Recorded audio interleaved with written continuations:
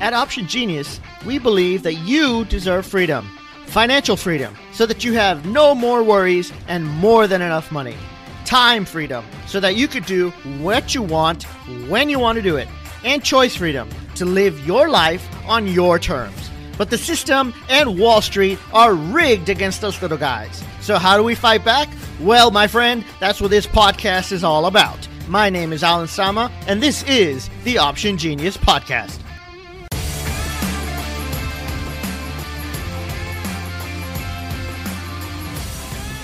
Hey, passive traders, how's it going today? Listen, we're thinking about doing a 2-day live event. Not sure yet if it's going to happen or not, but the information is at optiongenius.com/live. If you want to be in the announcement list, just go ahead and go to that website and put in your email and your name, and we will let you know. And if we've decided that we're going to do it, then the information to figure it out and sign up is going to be there as well. It's going to be 2 days of content, hard-hitting trading content. And I'm probably going to bring in some guest speakers as well. So I'm getting excited. The more I think about it, the more excited I'm getting. But I am very nervous because I'm super introverted. And for me to do something like, where I'm meeting a lot of people, so that's why it's virtual. I don't have to go in front of a large stage or anything. But it is going to be really cool. So I'm already starting to think of what topics we can talk about. What is what's the best that will help everybody. And so if you have any ideas of what you would like us to talk about, go ahead and fill out the name and email at that form, at that page, optiongenius.com/live. And then let me know what you think and let me know what you want to hear about. Cool? All right. So got an email today from a reader of the Passive Trading book. And I thought that this could be a pretty good episode based on what she said. So she said that she loved the book. She went through it. It was great. She learned a lot, and she's really, really focused on doing it. And she's already in real estate, so she understands the whole options and how they work and how they relate to stocks now. The problem is that she's only got a couple $100s to work with. So what should she do? Now, this is a very common situation. It's a very common problem that a lot of people have. They want to get started. They love the idea, but they don't have money to just trade. And obviously, it takes money to trade, right? This is the one thing. It takes money to do everything, but especially trading, it does take money to get started. So what do they do? And on this episode, I'm going to give you some idea. And it's actually a controversial idea because it's not right for everybody. It might be right for you. It might not be right for you. It might be the most awful advice that anybody could ever give you. So I'm not giving you advice per se. I'm giving you an idea. You have to know yourself, and you have to know if this is the right thing for you. If it's too much or too risky for you, then don't do it. If you think you can handle it, then it might be the opportunity or the idea that finds you the funds that you can go and start trading. And you've probably already thought about this, but I want to go through it with you a little bit more. So my first ever trade was not stock. It was a commodity trade. And I don't know, when I was like 12, 13 years old, and we got this pamphlet in the mail. It was a brochure. It was like a sales letter for a course on how to trade futures. And I read it, and I was like mesmerized. I'm like, oh, this is awesome, Dad, we got to get this. So we paid a couple $100, whatever, got the manual in the mail, opened up a futures account, and we traded soybeans. And I still remember this. We traded soybeans, one contract, and we made $2,500. And I was on top of the moon. It was like, this is awesome. And then my dad shut down the account. I'm like, what happened? He goes, no. I didn't want to keep doing this. I just wanted to show you what it was like. And the actual idea, what he had, was that he was going to open the account and we were going to lose money. And then that would stop me from ever wanting to trade again. Because he thought that trading commodities was very, very risky and not to do it. So his whole thing backfired on him because he wanted to teach me. He wanted me to lose money to teach me not to do this. And in fact, the opposite happened. We made money, and I got the bug. It bit me, and ever since then, I wanted to trade. And but he shut it down. I didn't have any choice, right? I was too little. Fast forward in the future, I have just dropped out of college, and I came back home to help my dad with a new business he owned. He just bought, and things were money was really, really tight. I mean, really, really, really tight, to the point where we're hoping we have enough money to eat every month. even less than hand to mouth. And so in the mail, I get another brochure about a course about trading futures. And this one was even better than the first one, because this one talks about technical analysis, and the guy will actually help you with recorded messages. He'll tell you what he's trading and blah, blah, blah, blah. And, times are so tough. I'm like, Dad, we need to do something. I want to do this. How do we do this? So we bought the course, and I started following it. And at that time, this was pre-website or they didn't have websites. We had AOL and stuff like that, but they didn't have Google, Yahoo, any of this stuff. So the charts had to come in the mail. You had to subscribe to a service, and they would print out the charts every week at the end of the week, and they would mail them to you. So you get them by Monday. So you'd have the charts, and there'd be newspaper size, and then every day, whatever happened, you would have to fill in the chart, and you'd have to draw your lines, your support, resistance, all that stuff. And then every week you would get a new set of charts, so you'd have to draw the lines again. And that was really a good way to learn, for one thing. But I did it for a while, and I showed my dad. I'm like, look, Dad, I'm doing really, really good. I want to do this. So he went ahead and he borrowed $8,000 on a credit card. So he borrowed $8,000 on a credit card, gave it to me. We opened up a futures trading account, and I knew that this was all the money we had. Actually, we didn't even have it, right? We didn't even have it. And at this point for him, it was a last-ditch effort. Like, hopefully this works. If it doesn't, well, we're not going to be able to pay off these cards anyway, so credit going to hell kind of thing. I think this was the last card he had with any remaining balance. So, yeah, no pressure, right? Anyway, so, I'm going through all the charts. I'm looking for the perfect opportunity, the perfect trade. Finally, I find one, and I'm like, oh, this is it. This is going to work. It's in an uptrend. It's going great. Following all the lines, all the support, everything. Okay, Dad, I'm doing this. I put my first trade on one contract on the Japanese yen. Japanese yen was going up. I was going to make a fortune. So I put the trade on close to the end of the day and put my stop loss in, and that's it. I go home, and at night I'm thinking, man, I wonder how much money I'm going to make. I want to pay off all the bills. Life is going to be good, all this stuff. Next day I wake up, I get to the office, I check. Oh, yen is up. All right, I'm making money. How much money do I make? How much money did I make in my account? And there's like $23 in my account. And I'm like, wait, what happened? Where's my Japanese yen contract? And there's no contract. And I'm like, wait a minute, I bought a contract yesterday. Well, this must be like a glitch or something. I don't know. Am I right? Am I signing into the wrong account? What the heck is going on? And then I looked further, and it said that it stopped me out of the trade earlier in the day at the open. And I'm like, wait, this doesn't make any sense. And so then I went back and I looked at it again, and basically what happened was the yen had gapped lower at the open, and then when it finally did open, it went up all day. But it opened lower, much lower than my stop loss. And so as soon as it opened, very, very low, that's when my order was executed, and I was kicked out of my trade. And then that basically took away everything in the account. All $8,000 was gone overnight, one trade. And the sad part was, the really frustrating part was that trade would have made thousands and thousands of dollars because the Japanese yen continued to rise. Now, what's the moral of the story? What's the lesson to be learned here? I don't know. If you're going to trade yen, you got to be a lot more liquid because it moves up and down, I guess. That's one moral of the story. But the reason I'm bringing this story up is because the idea is to do what we did. There's the potential to borrow money to trade with. And so I was talking to a fellow, and what he does is he works with companies like mine where we're selling programs, right? Coaching programs that are not super expensive, but they're not dirt cheap either. So people might like to finance it.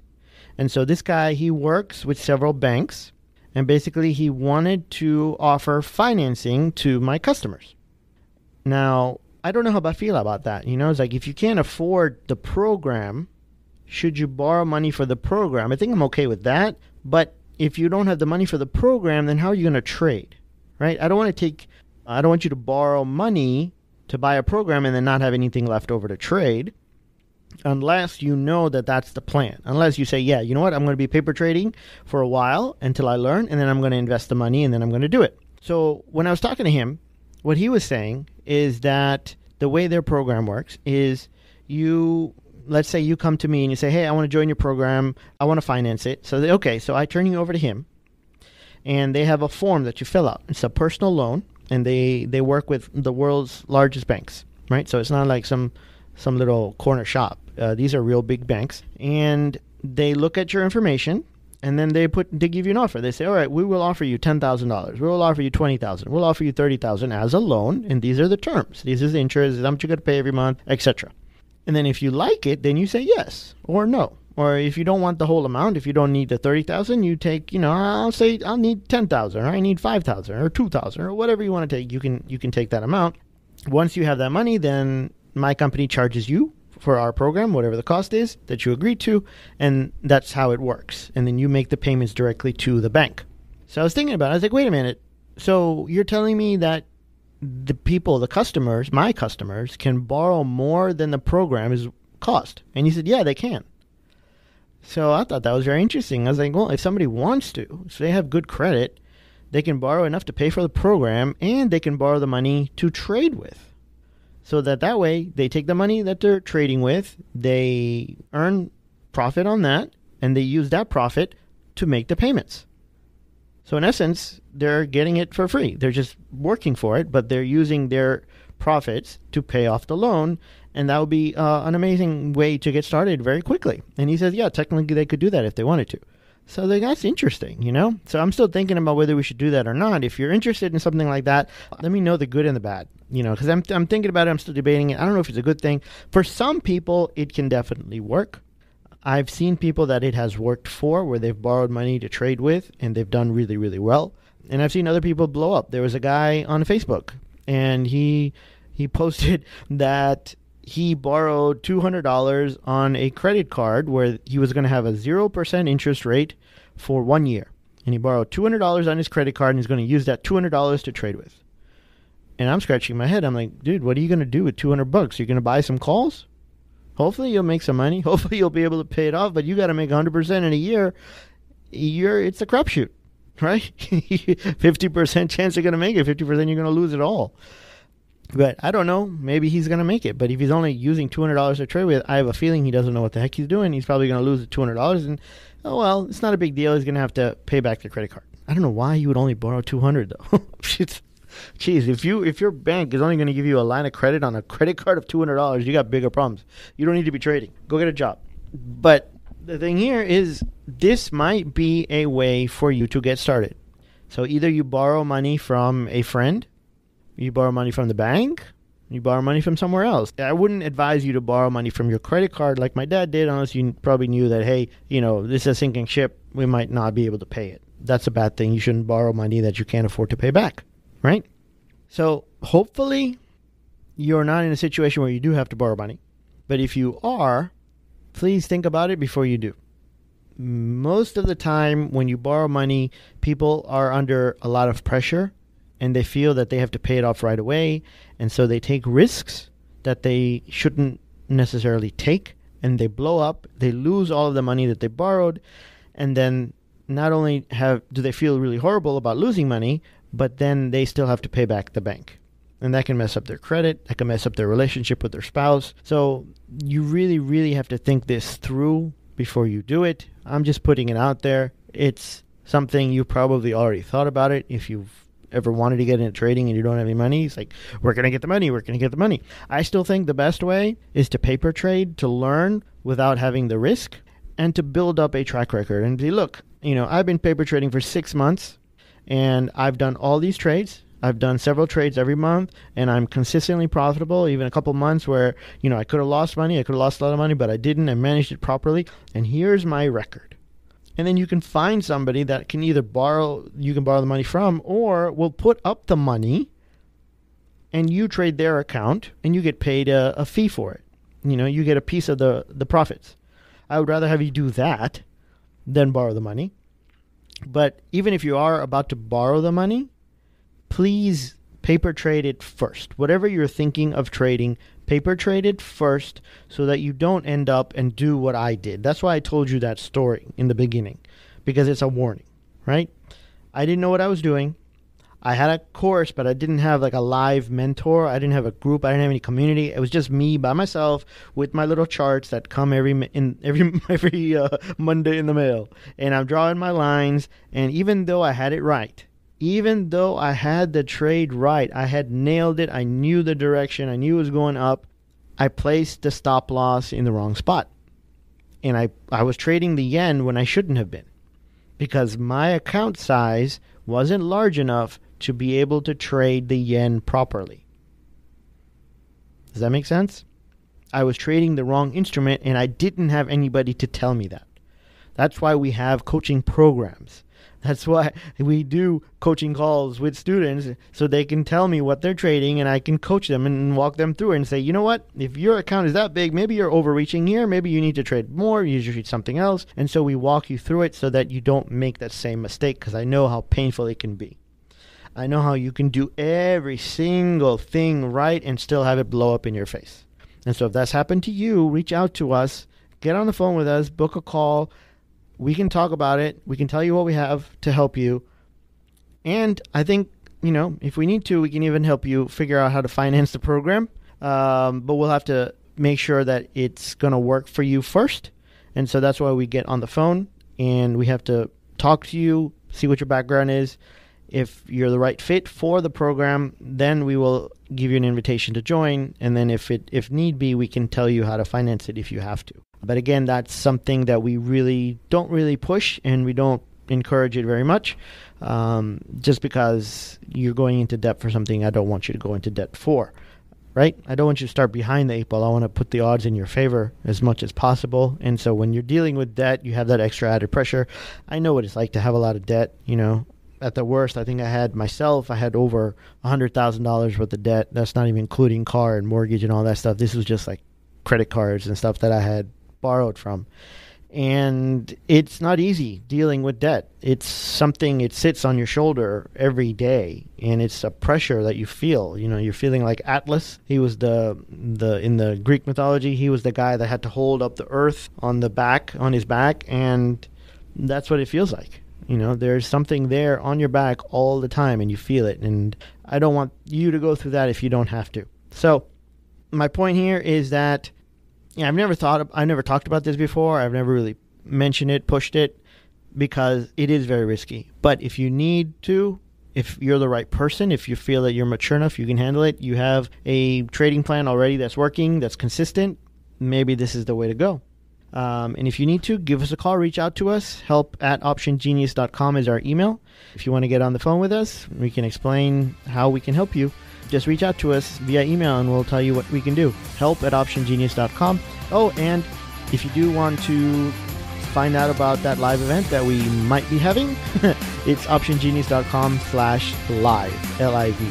All right, folks, thank you, and trade with the odds in your favor. Take care. Are you ready to get started with passive trading and be a consistent and confident and profitable trader, generating cash flow consistently from the stock market? Well, I have some great news for you. For a limited time, we are offering my new book, Passive Trading, for free. All you got to do is go to passivetrading.com/free book, and we will send you the book in the mail for free, as long as you cover the postage and handling. So if you can cover that, we'll send you the book for free. We've already printed it. We got it for you. We're going to send it out to you. It's free. All you got to do is just go to passivetrading.com/free book and learn the basics of passive trading. Get the behind the scenes, get some examples, learn the strategies, and put this stuff to work in your life right now. Remember, go to passivetrading.com/free book and get yours now while this offer is still available.